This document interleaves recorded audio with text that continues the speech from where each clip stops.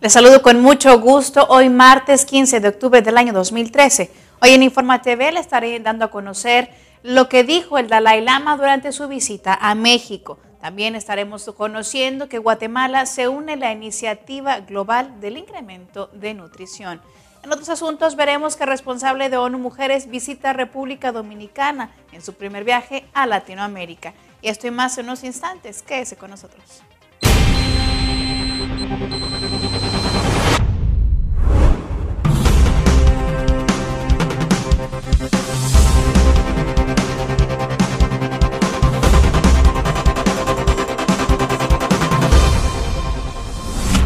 Damos inicio a nuestra primera sección de noticias nacionales.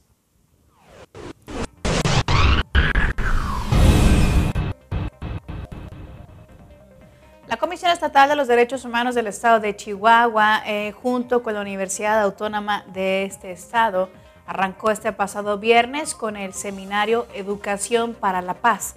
Esto en las instalaciones de la Universidad Autónoma de Chihuahua.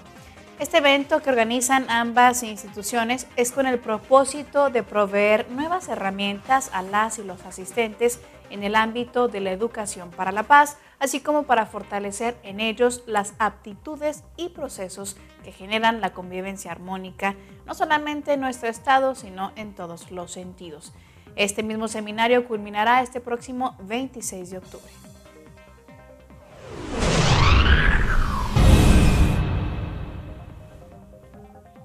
Las puertas de la Procuraduría de los Derechos Humanos en Baja California, con sede en Tijuana, estarán abiertas para atender a toda la ciudadanía durante toda la semana, incluyendo también en sus días laborales los sábados y los domingos. La extensión de estos días de atención será sobre todo para atender a aquellas personas que no pueden acudir a levantar su queja entre semana por sus horarios laborales y que solamente en los fines de semana encuentran un espacio para acercarse y hacer el procedimiento correspondiente.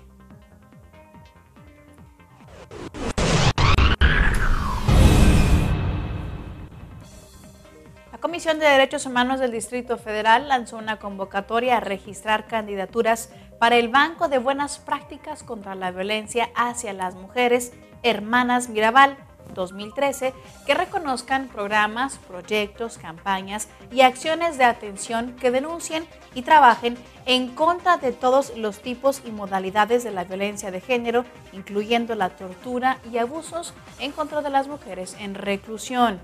Cabe destacar que este banco reconocerá todo tipo de programa, proyecto, campaña y acciones en las categorías prevención de la violencia contra las mujeres y prestación de servicios a mujeres víctimas de violencia que se registren antes de este próximo 12 de noviembre. Si usted desea más información sobre esta convocatoria, puede dirigirse a través de la página www.hermanasmirabal.cdhdf.org.mx.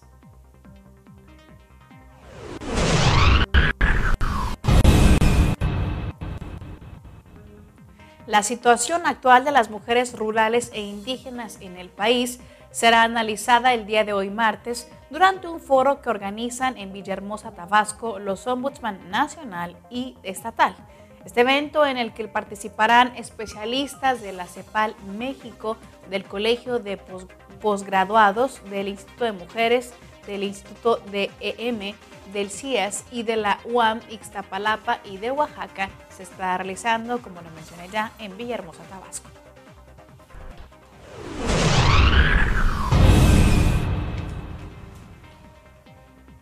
La mitad de los mexicanos prefiere tener pareja sin intención de casarse, a la vez que el 42% afirma no serle necesario contar con el vínculo matrimonial para procrear a hijos. Por otro lado, hoy el 75% expresa su acuerdo en que el divorcio es la mejor solución cuando las parejas son incapaces de resolver sus problemas conyugales.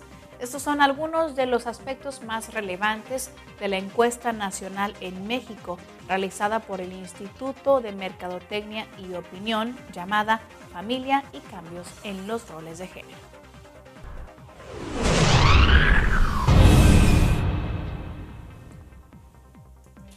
La Comisión Nacional de Derechos Humanos reiteró su rechazo a la aplicación de la pena de muerte y dijo que actualmente le da seguimiento a 64 casos de mexicanos sentenciados a la pena capital, 61 en los Estados Unidos de Norteamérica y 3 más en Malasia. Mediante un comunicado, la Comisión Nacional expresó que no existe ninguna justificación para atentar contra el derecho a la vida, la dignidad y a la integridad de las personas.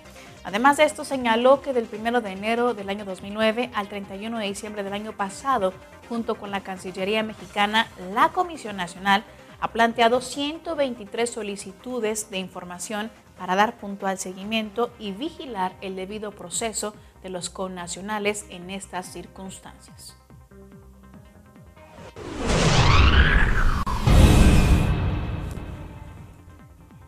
La Comisión de Derechos Humanos del Distrito Federal dio a conocer que espera realizar un envío más de alimentos y artículos de limpieza a Tlapa de Comonfort Guerrero, destinados a las personas damnificadas por el paso de Ingrid y Manuel en la zona de la montaña de Guerrero, por lo cual dijo su centro de acopio aún se mantiene abierto. Cabe destacar que gracias a la solidaridad de la ciudadanía del Distrito Federal, la Comisión del DF ha hecho entrega de un acopio de 20 toneladas y posteriormente uno más de 8 toneladas al Centro de Derechos Humanos de la Montaña Tlachinolian, que tiene su sede ahí en Tlapa, Guerrero. Y bien, si usted desea acudir a donar alguna de sus cuestiones, de estas cuestiones que son solicitadas por la comisión, puede hacerlo a las instalaciones de la Comisión de Derechos Humanos del Distrito Federal.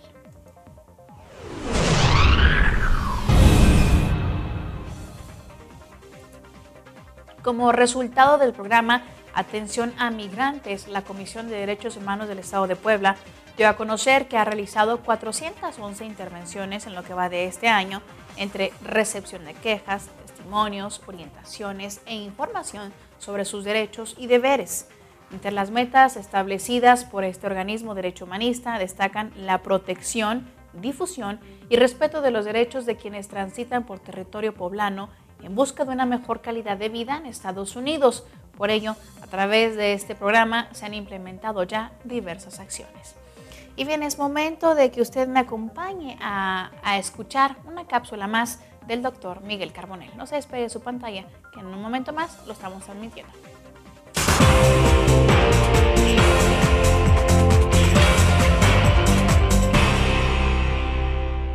En realidad es una pregunta que arroja una gran complejidad, porque la respuesta más prudente y más idónea es que derechos y obligaciones van necesariamente de la mano.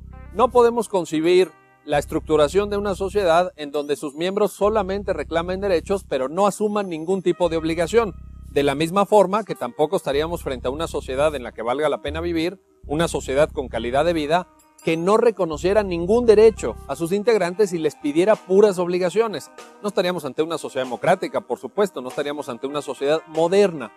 De tal suerte que, en efecto, en el siglo XXI, los derechos y las obligaciones van de la mano. Déjenme poner un ejemplo, creo yo, bastante práctico y bastante común en el debate de nuestros días: el derecho a la educación. En efecto, el artículo 3 de la Constitución Política de los Estados Unidos Mexicanos dice que toda persona tiene derecho a la educación y que en algunos de los niveles la educación que provee el Estado será de carácter obligatorio. Es el caso de la educación preescolar, primaria, secundaria e incluso del bachillerato. Ahora bien, preguntémonos cómo se va a financiar esta educación, cómo el Estado puede construir escuelas, equipar esos centros educativos, contratar maestros, pagarles un salario, distribuir libros de texto gratuito, proveer en algunos casos de desayunos igualmente gratuitos para los alumnos que acuden a la escuela, etcétera, etcétera, si los ciudadanos no contribuyen con el gasto público a través de la obligación de pagar impuestos. Naturalmente sería imposible. No podríamos tener un sistema público educativo si no los ciudadanos asumen la obligación de pagar impuestos, de contribuir al gasto público, de destinar una parte de sus ingresos, pues precisamente a alimentar esta generación de recursos que permita gastar en educación. Y lo mismo pasa con la salud. la construcción de un hospital, el equipamiento de los hospitales, la provisión de medicamentos, la contratación de médicos o de personal de enfermería, la dotación de equipo quirúrgico, etcétera, requiere de un voluminoso gasto público que ocupa un porcentaje muy relevante de los presupuestos de la mayor parte de los estados más desarrollados del planeta.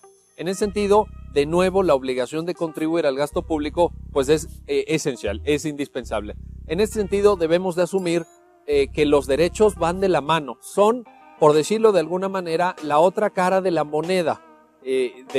Por un lado, veríamos una moneda donde de un lado estén los derechos y del otro lado estarían naturalmente las obligaciones.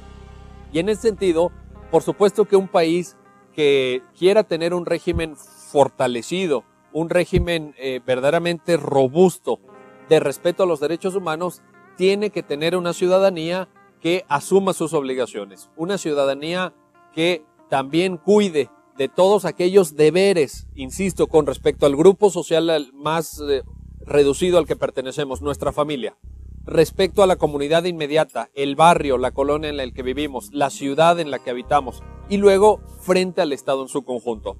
Las obligaciones, por ejemplo, de no interferir con los derechos de los demás, las obligaciones de tolerar las conductas que desplieguen el ejercicio de esos mismos derechos, el deber de contribuir al gasto público, por supuesto, los deberes ya muy puntuales, por ejemplo, de no contaminar, de no afectar la propiedad de otra persona, de desplegar una conducta cívica en todos aquellos actos del trato social que pueden ir desde un saludo en la mañana a los compañeros de la escuela, a los compañeros del trabajo, hasta incluso la mínima observancia básica que debemos de tener todos en las reglas de tránsito cuando vamos manejando un vehículo, cuando estamos en la vía pública.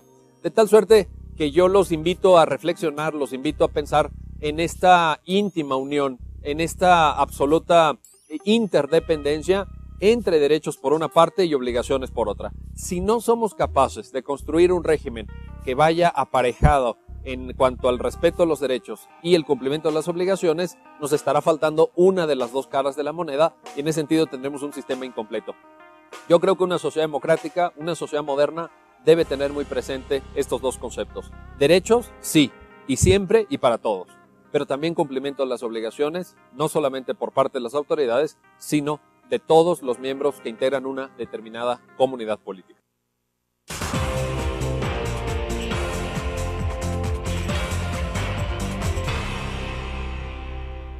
Agradecemos que continúe con nosotros. En este momento damos inicio a nuestras noticias a nivel Iberoamérica.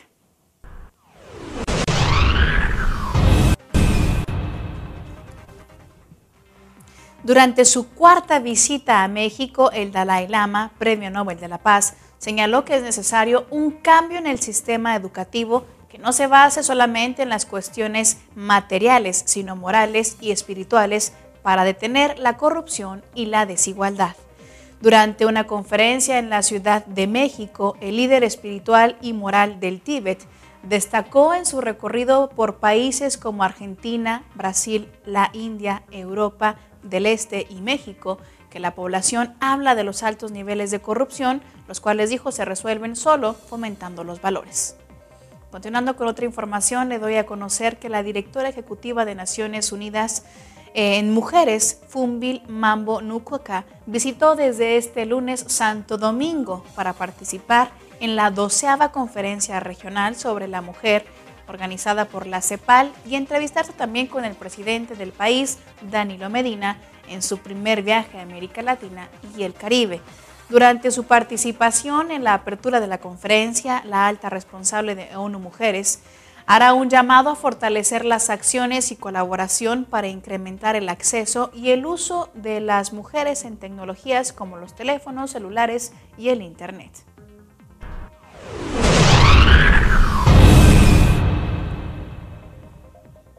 En el marco de la iniciativa de incremento de la nutrición Scaling Up Nutrition de Naciones Unidas, Save the Children Guatemala y la Organización Panamericana de la Salud, la Organización Mundial de la Salud, firmaron un convenio de cooperación para implementar el proyecto Fomento de Acción de la Sociedad Civil en Guatemala para implementar la estrategia de los 1000 días para reducir la desnutrición.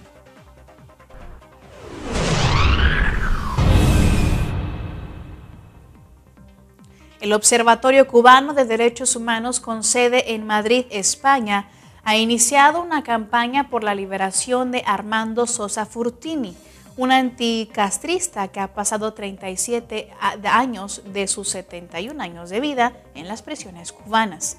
Sosa Fortini, cabe señalar, salió de Cuba clandestinamente a los 18 años de edad y en octubre del año 1960 regresó con el propósito de derrocar al recién instaurado régimen de los Castro.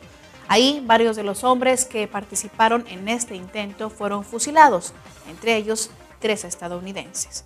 En ese momento hace una breve pausa, no se despegue de su pantalla que aún tenemos más información regresando.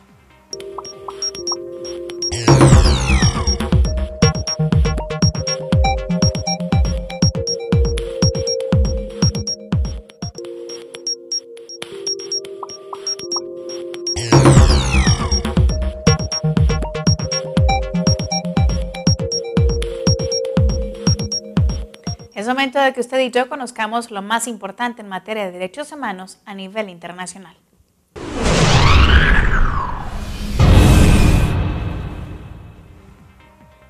Un grupo de milicianos armados no identificados capturó este pasado domingo a 7 empleados del Comité Internacional de la Cruz Roja que habían acudido a repartir material médico de emergencia en el noroeste de Siria. 6 de ellos eran extranjeros y el 7º era un voluntario de la Media Luna Roja de nacionalidad siria.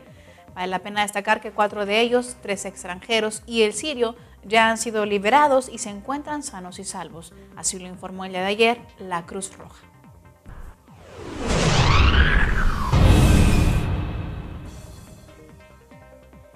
El Programa de Naciones Unidas para el VIH y SIDA se declaró de lunes en contra de un proyecto de ley de las autoridades chinas que pretenden prohibir la entrada de los seropositivos a los spas y baños públicos. La nueva legislación divulgada por el gobierno en su página web obligaría a los spas y a los baños públicos a colocar carteles para prohibir la entrada de personas portadoras de una enfermedad de transmisión sexual del virus VIH y de patologías cutáneas contagiosas.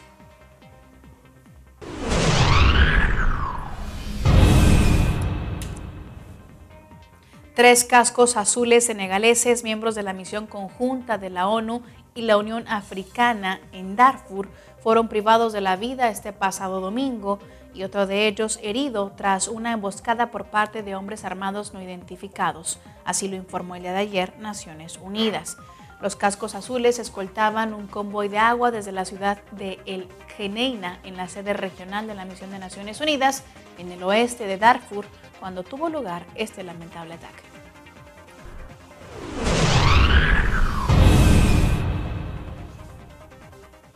En el informe del comisario del Consejo de Europa, Nils Muižnieks, quien visitó España el pasado mes de julio con el fin de recabar información sobre el estado de los derechos humanos en el país, ha denunciado un grave deterioro de los mismos a causa de las medidas de austeridad. Parte de este informe señala que las niñas y los niños se ven altamente afectados en forma desproporcionada por los recortes en los presupuestos para ayudas sociales, sanidad y educación y por la reducción de las prestaciones familiares, las cuales han provocado que algunas niñas y niños sufran de pobreza y problemas nutricionales.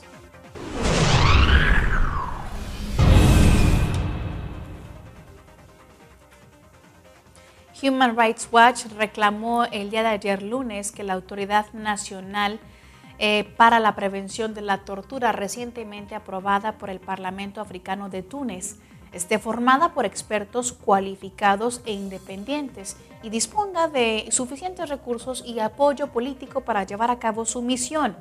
Cabe destacar que esta Asamblea Nacional Constituyente de ese país aún está pendiente de designar en sesión plenaria a los 16 integrantes de este nuevo organismo a partir de una lista más amplia de candidatos. Continuando con las noticias, le informo que el secretario general de Naciones Unidas, Ban Ki-moon, nombró a la holandesa Sigrid Kaag como directora de la misión conjunta de la ONU y la Organización para la Prohibición de las Armas Químicas, conocida como la OPAC. La nombró a este cargo de eliminar, esta organización, la OPAC, la cual está a cargo de eliminar el arsenal químico en Siria. Cabe recordarles que el Consejo de Seguridad de Naciones Unidas aprobó el pasado viernes la creación de una misión conjunta para destruir el arsenal sirio de armas químicas con el ganador del Nobel de la Paz, la OPAC.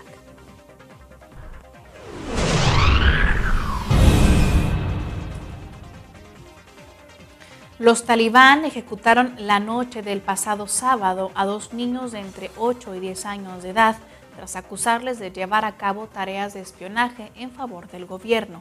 Así lo anunció el pasado domingo el gobernador de la provincia de Kunar, Shuja al-Malik. Los talibán han ejecutado a 4 menores de edad en estos últimos 4 meses, tras acusarles de pasar información sobre sus milicianos a las autoridades y a las fuerzas de seguridad.